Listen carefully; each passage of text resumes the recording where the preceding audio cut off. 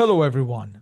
This is the 252nd episode of Soccer Nostalgia Talk Podcast.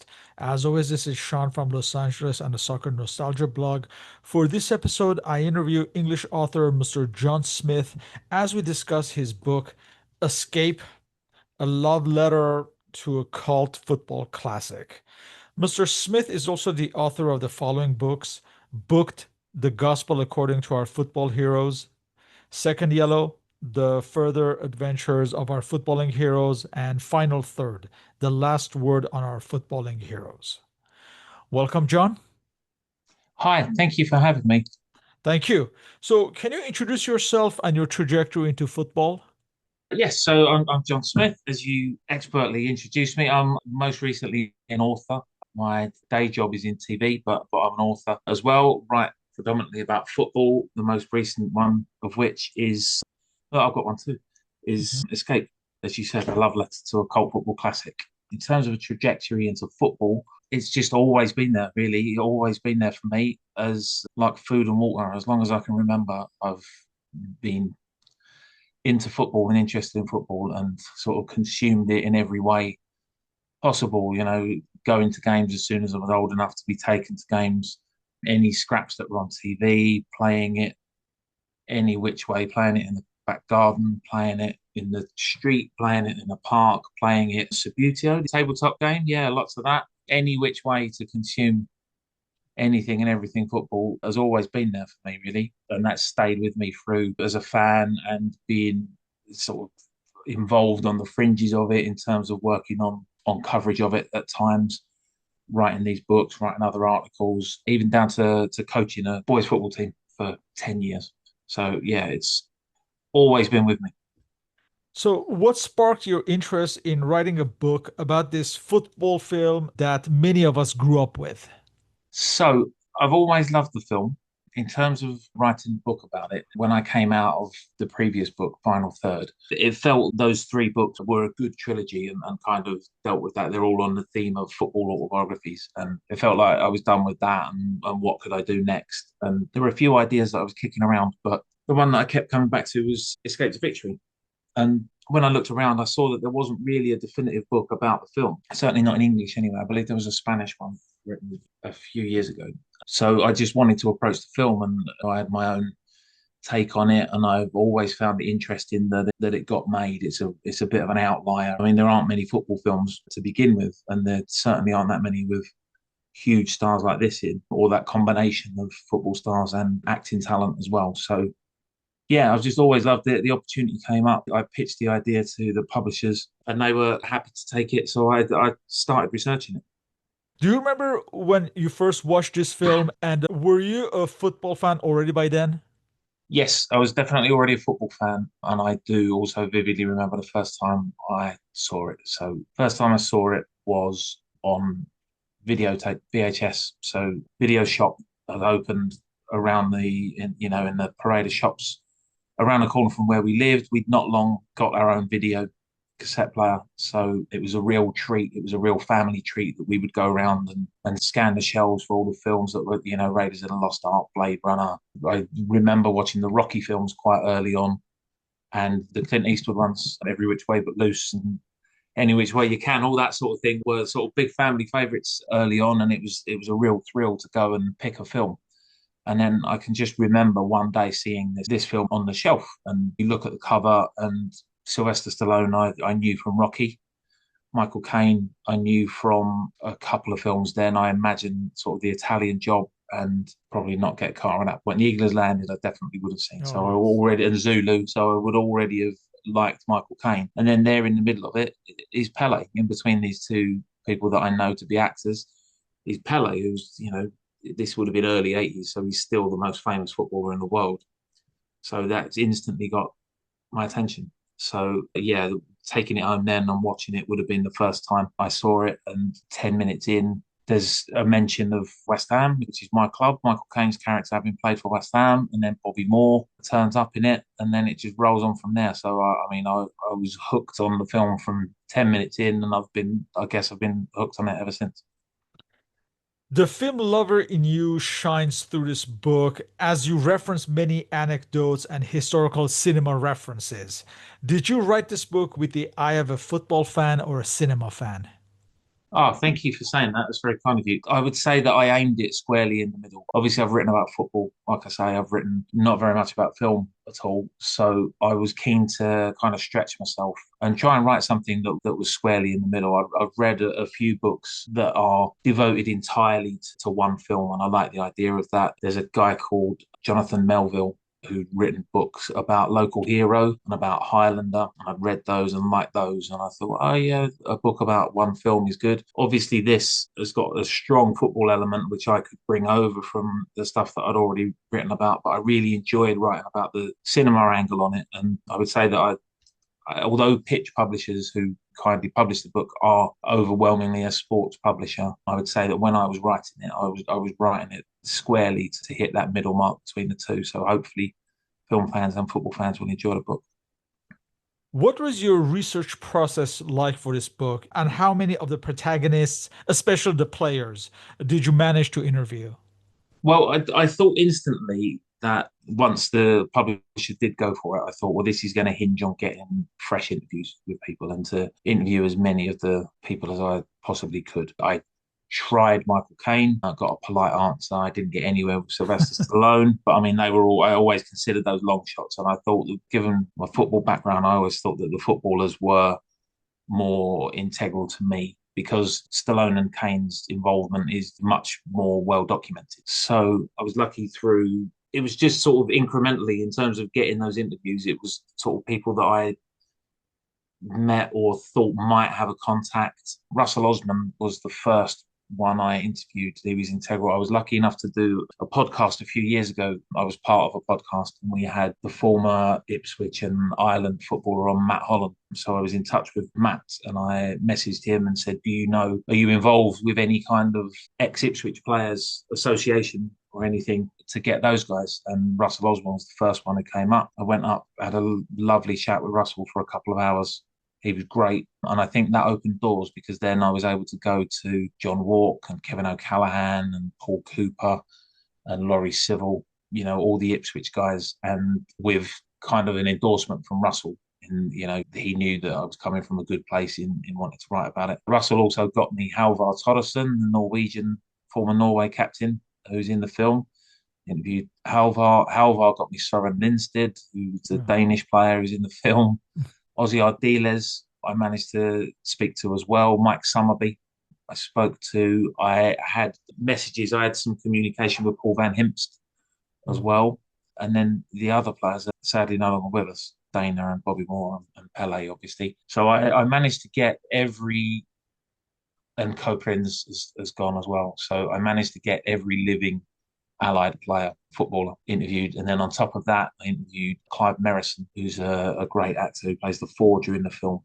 Harvey Harrison, who was part of the film crew. It was a great chat as well. And also spoke to Wendy Banks, who's Gordon Banks' daughter, about what Gordon did with Sylvester Stallone. So that was the interviews. And this was sort of it was probably 2 years from the idea to publishing. So probably 18 months, I collected those Yeah, because I interviews. was about to say you really get into the weeds as far as the background, the production, Mm. post-production, life on the set, etc. So it's a very good read for anyone wanting to learn about this film.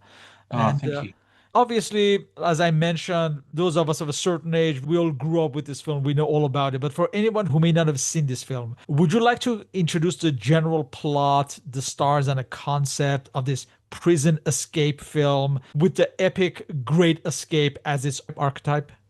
Yeah, of course. I would say that the top line of it in any description is the great escape of football, which is what would sell it to me if somebody told me that there was such a film. And that's what it is really. So the premise of it is that it's prisoners of war playing against Germans. And the initial idea for that is that prisoners from this one particular camp, Gensdorf, will play against a local garrison, German soldiers. And then the idea sort of gets seized upon by German propaganda and gets expanded and blown up to become this sort of team of all talents, allied team against Germany, against the might of Germany in the Cologne Stadium in Paris. So then throughout that, obviously, you've also got running alongside that, you've got the prison drama and it's the possibility of escaping and yeah, the plot, the escape plan that runs alongside the match.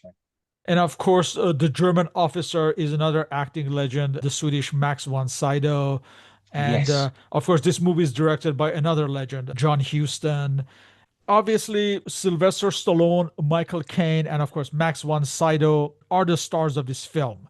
But Pele is essentially the draw for this film and the abiding memory of this work to this day. Do you think that's what has kept it maybe in the public consciousness?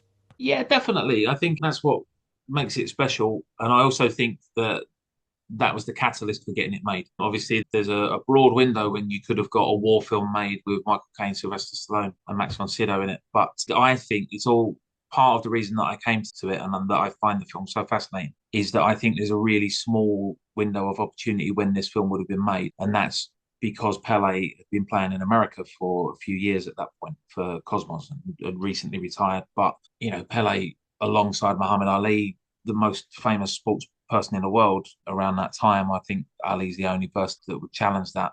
So yeah, and obviously the game had grown in America in the 70s there with the NASL, and he'd been central to that. So I think that it's only then that Hollywood would have taken any notice of a football film. So I do think that Pele is the biggest draw. And yeah, and I agree with you that I think he's the abiding memory of it, that overhead kick that settles it is wonderful footage of a great footballer doing great football things, even though it's within the context of a film. There's not a wealth of footage of Pele. I know we've got World Cups, but certainly, he's not from a time like now when we can call up every goal Messi's ever scored and every goal Cristiano Ronaldo's ever scored at the click of a button. And Pele's not from that time. So to have this footage of Pele in full flight, I think is partly what makes it special. Yeah.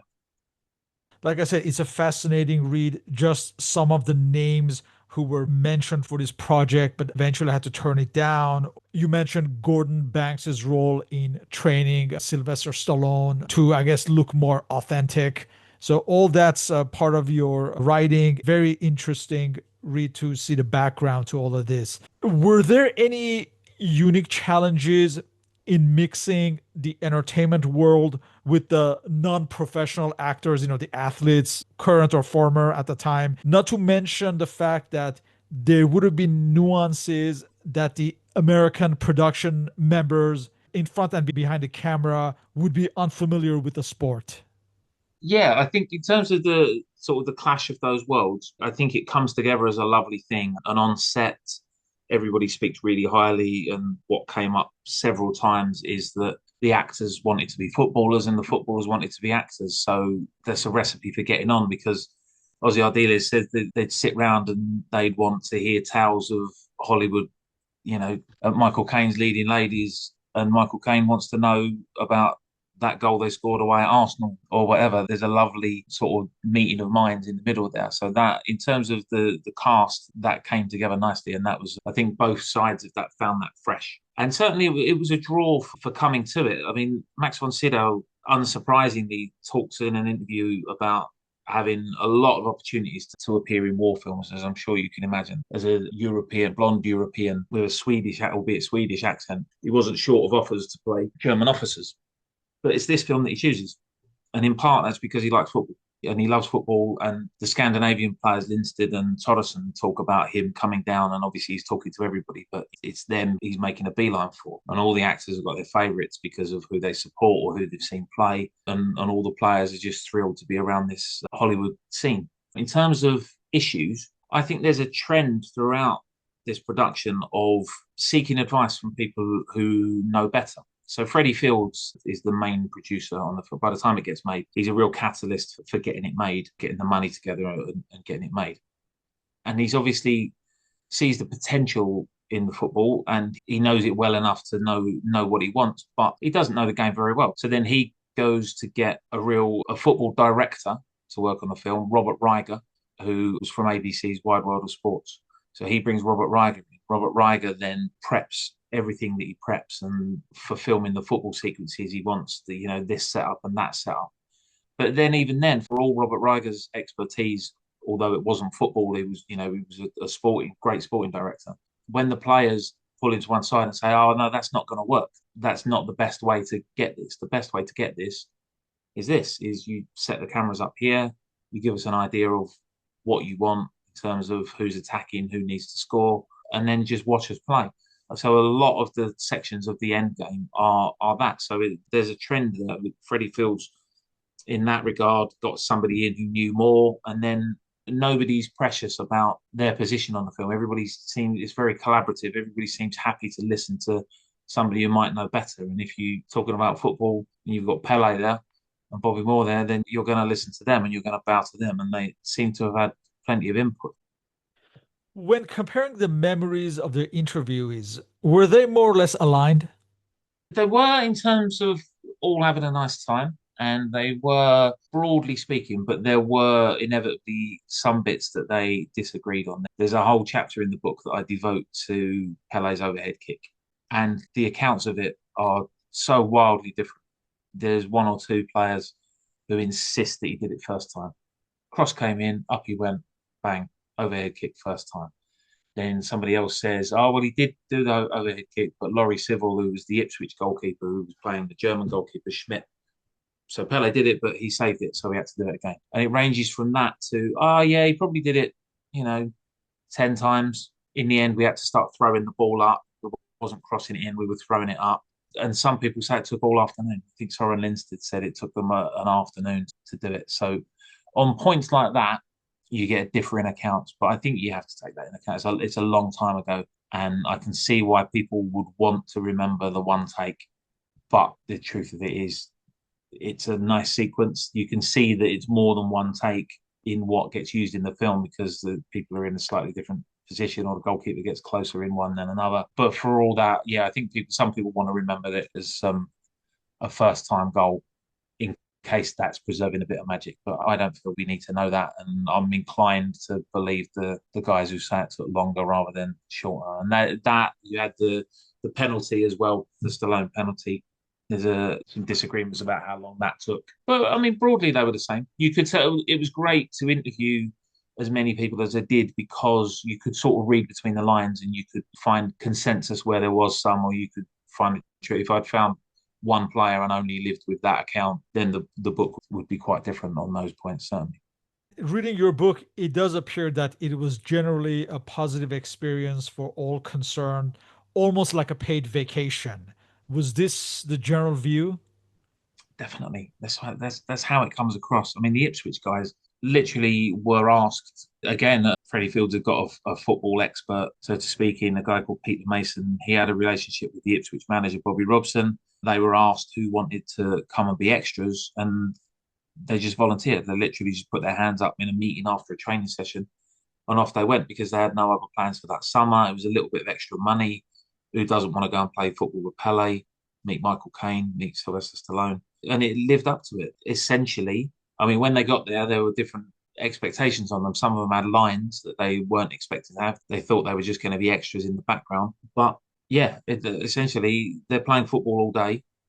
And then at the end of the filming, they go home, go back to the hotel, get washed, and then all go out for a meal or a drink, or they go off in small groups or larger groups. Some sightseeing. Everybody's had a lovely time. Different accounts from people, but yeah, everybody had a really nice time doing it, and this it really comes across. And I'm glad that this wasn't a film that was sort of ground out because it's joyful for a lot of people who watch it, and it's nice to know that the people in it had a lovely time making it. Ahead of reading your book, I was wondering whether you would ever mention Anton Diffring, who Hmm. plays the German match announcer or the radio commentator, I should Hmm. say.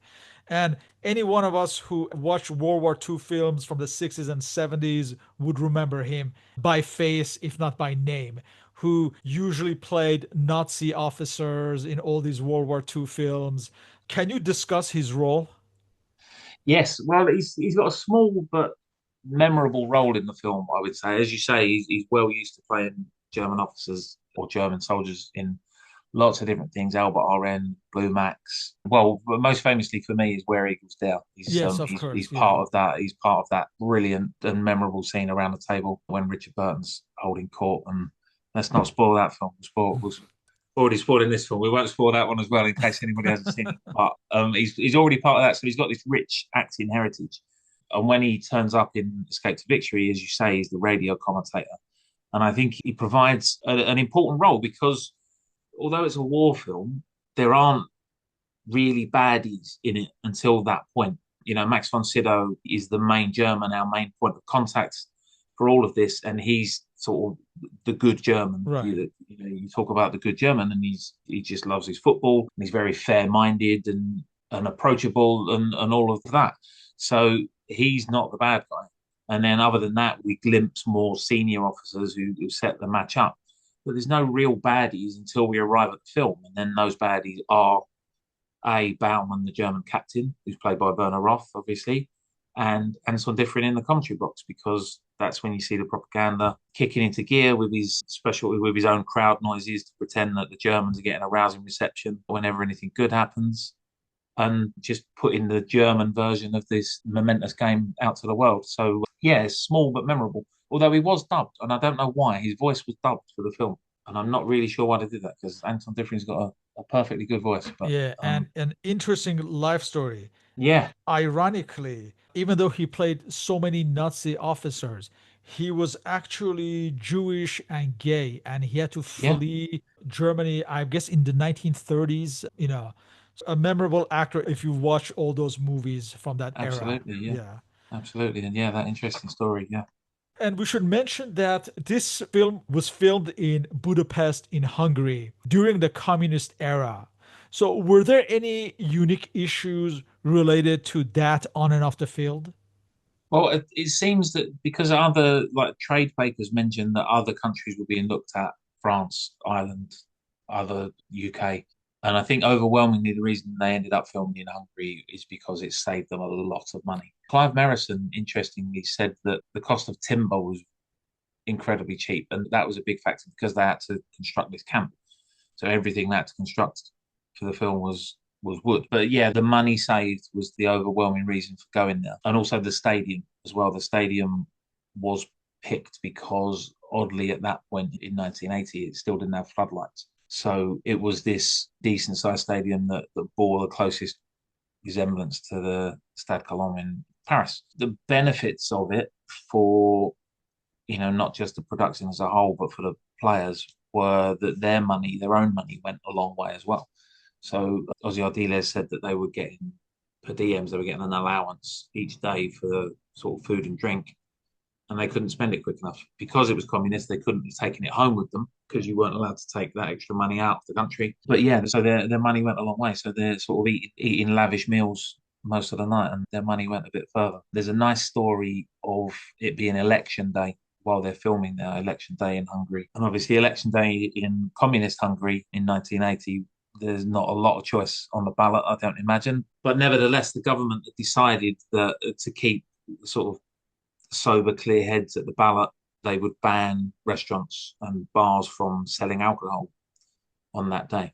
So that night, when they go to one of their favourite restaurants, Michael Caine has to smuggle in the booze for everybody in his trousers. He's got these sort of combat trousers with several pockets all down the legs, and each pocket's got a different spirit in that they sort of smuggle him in, clinking away, and then pass the drinks around under the table. Reading your book, I also learned that apparently there may have been a different ending sequence. Yes, so in the original script, and then it survives into the book of the film as well. Hatch, the goalkeeper played by Stallone, scores the winning goal. He doesn't just save the penalty; he scores the winning goal. And well, I mean, so they win for a start, but also it comes from Hatch, and it's not like you might think a goalkeeper going up for a corner and scoring a header. In the book, he runs the length of the field as a shot, comes back off the bar. Colby gets a touch on it, comes back to him, and he scores. And then it has the same ending where the crowd all swarm on and sort of carry them out the gates. But it's hard to know at what point that was ditched, but it seems to be when the players got involved. So it's quite late on, and there's kind of what I'm talking about in terms of it being collaborative and people bowing to people who know a bit better because this ending was there in the script. It would have been there in the script that Sylvester Stallone read, and it was there when they got to Hungary. And then when they get to Hungary, Werner Roth and Pele and Mike Summerby and Bobby Moore and all the players are saying, that's ridiculous. You can't end it like that. So they essentially rewrite the ending on the spot, and they still Hatch still gets his hero moment because he gets the penalty save. But yeah, it gets that goal taken away, which I always think speaks well of Sylvester Stallone because it's obviously a better moment, and it doesn't seem like he had much of an interest in football before the film, so he wouldn't have known that that was as unlikely as it sounds. So he's signed on for this film thinking that's going to be his big hero moment, and then it gets downgraded to I say downgraded. Goalkeepers would probably disagree, but it gets downgraded to the penalty save instead. I really wanted to rewatch this film after reading your book, but did not get a chance and could not find it on any of my streaming channels. Nevertheless, I have my own memories of this film. I even wrote it on my blog about it like a decade or so ago. So I watched this film when I was like 10 years old in 1983 when I had just become a football fan. So obviously, at this point, I knew, let's say, Pele, Ardiles, John Wark, and Bobby Moore, maybe. But, as a new football fan, I didn't know the likes of Co Prince or Paul Van Hims at this moment in time. Of course, after a few years, I knew all of them. Obviously, I watched it dubbed. I remember the 10-year-old in me, the new football fan, really loved it because of the players I recognize and all that. Then I remember maybe as an adult, you notice the logical inconsistencies and things like that. But nevertheless, it's a nice memory. And I remember in school, we used to discuss that Ardiles Rainbow Flick. That's another in slow motion. That's another abiding memory of this film. I can see why the little boy in me would have really loved this, but I'm not sure if had I watched it as an adult, if my outlook would have been different. I'm Possibly. surprised what yours would be if you ever thought about this. Yeah, I know what you mean. I guess if you come to it later, then you can see that it's a little bit shaky in places. But although, like my son has watched it, and I know people that have watched it without it being immediate with that distance. He's a teenager now, and he really enjoyed it. If I had watched it as an adult, I'd still think I would have loved it, to be honest, because it is such a curio. It's such an unusual film to have been made that I think any of those inconsistencies I'm happy to overlook for what we get because I think there are elements of it that are better than they need to be. I think Michael Caine's performance is great. I think there's times when he could coast through it, and I don't think he is. I think he gives a really good performance. I think Max von Sydow is really good as well. So I do think there are elements of it that elevate it, and that's aside from the football itself, which I think is the best football that's been committed to film. I think it's the best football film. That's a shame that you can't currently stream it though. It's available in the UK on one of the platforms for sure. I've got the DVD. It's often on TV in the UK as well around Yeah, I Christmas can or imagine it would be. Yeah. yeah, around Christmas or Easter holidays. It's often on TV, so it's sort of ever present. Really. Are there many differences from the book, and which version do you think would have worked better? So I think that they went the right way ultimately in the differences. So obviously the ending that we spoke about with Hatch scoring a goal that gets ditched. There's a few sort of character scenes. There's a little bit more backstory for Colby and Hatch and Max von Sydow's character as well, von Steiner as well gets a bit of backstory and we see a bit of him outside of the camp. The biggest overwhelming difference though is that there is a character and a thread in it which is cut out of the film, but the character is in the film. There's a French character called Oh, Jean-Paul yes, Remy. yes. You discussed, Um, yes, that's true. yeah, which I was fascinated with, and that was the biggest difference for me. So Jean-Paul Remy is played by Benoit Ferrot. He was a French actor, not a footballer, and he's there when the players arrive. When Kevin O'Callaghan and Russell Osman and Todderson and Linstead arrive in that first truck, and Ardiles, he's there with them. He gets off, he introduces himself. He's in the training sequences.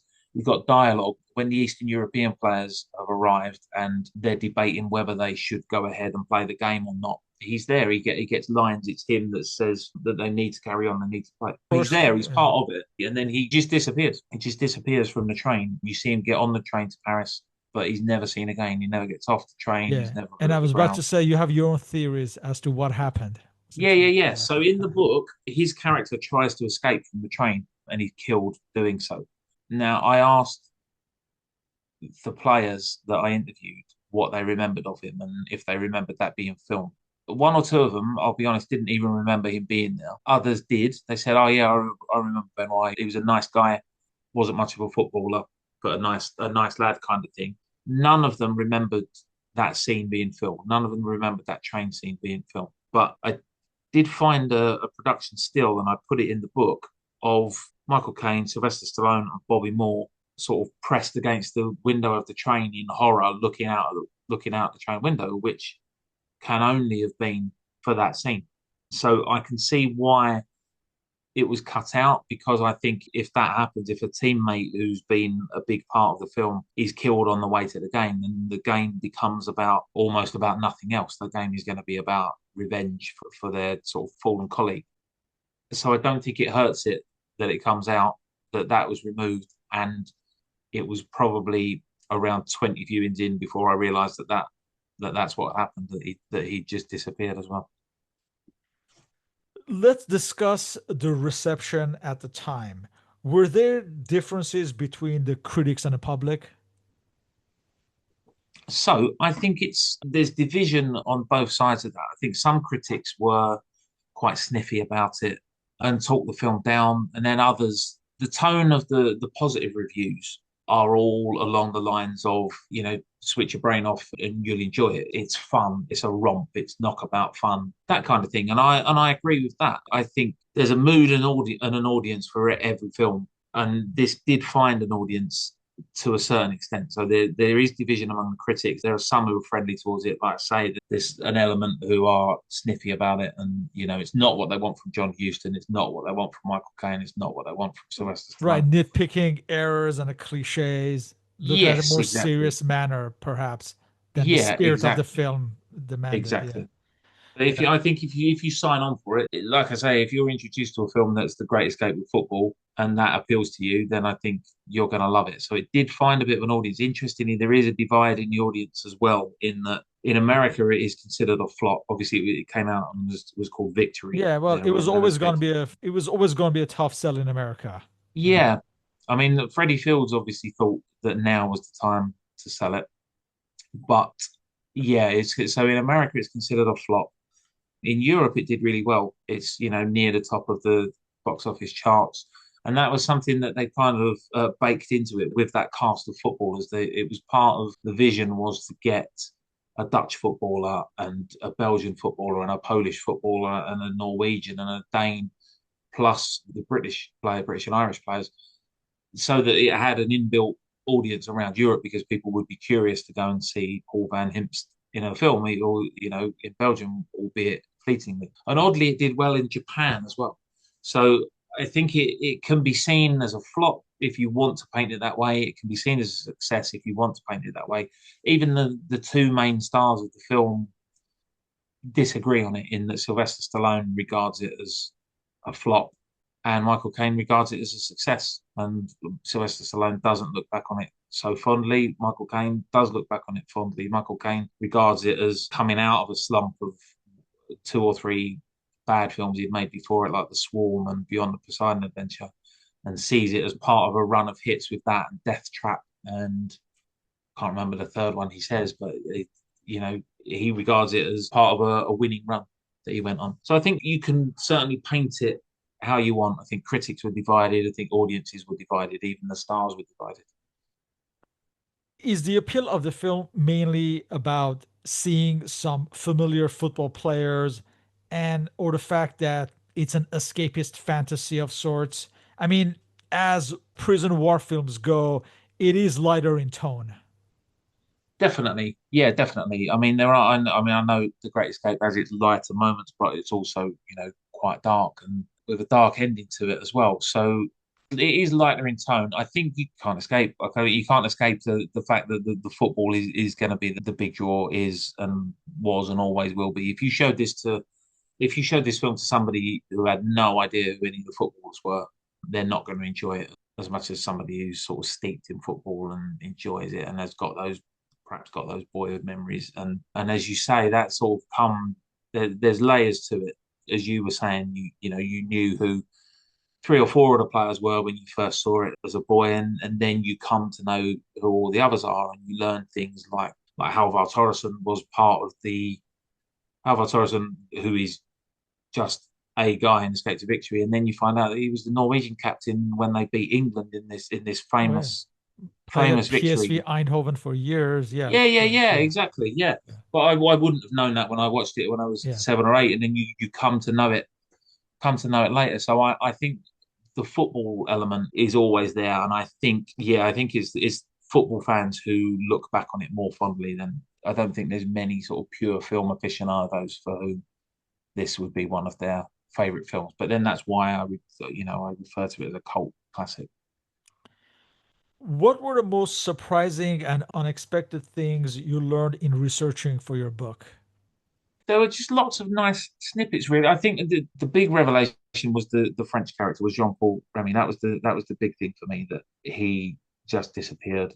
But in the research, it's always intriguing to know who else might have been in it. So picking that up along the way, the fact that like speaking to Werner Roth and him saying that the idea was floated that Franz Beckenbauer might have been in it, but obviously he would have been reluctant to play a Nazi because it was still fairly close to the war. It was still a generation closer to the war. Things like that. The other names that were in consideration, the fact that Jack Nicholson read an early version of the script, the fact that Roger Moore was in the frame to be Colby, Alain Delon, Clint Eastwood was mentioned at one point. So the actors, and then some of the footballers who sort of passed up the chance. There was Alex McLeish, I think you mentioned. yes, Alex McLeish, as well as the Ipswich guys. The Scotland squad also got a pass at it because they were there. They played Poland and they were playing Hungary on a sort of mini tour that summer. So just before filming, the Scotland squad is in Budapest, and the request goes in if any of those want to play. So Alan Ruff has talked about the goalkeeper has talked about maybe being there, although slightly cruelly, Russell Osman said that Sylvester Stallone is probably a better goalkeeper than Alan Ruff. Alan Brazil talks about so Alan Brazil would have been asked twice because he would have been at Ipswich and at Scotland, so he had two bites at the cherry. And Alex McLeish, yeah, says that he was asked as well. In closing, what is the legacy of this film today after more than 40 years? Does it have a universal appeal, or is it mainly for football fans of a certain age enjoying seeing some familiar names of their youth? I think it's the latter. I definitely don't think you can describe it as a film with universal appeal. It is a cult classic. It's not going to be everybody's cup of tea, but anybody with an interest in football regards it fondly. I think because it's this, like I say, the window for making it was quite small, so it is this little time capsule. There's no circumstances in which that group of players, that exact group of players, would have been brought together. And I think although as we were saying earlier, I wrote the book to appeal to film fans and football fans. I think it's undeniable that the real legacy of this film is with football fans. The football fans look back on this so fondly for whether they saw it as kids or whenever they first saw it. I think the legacy is more football than film for sure.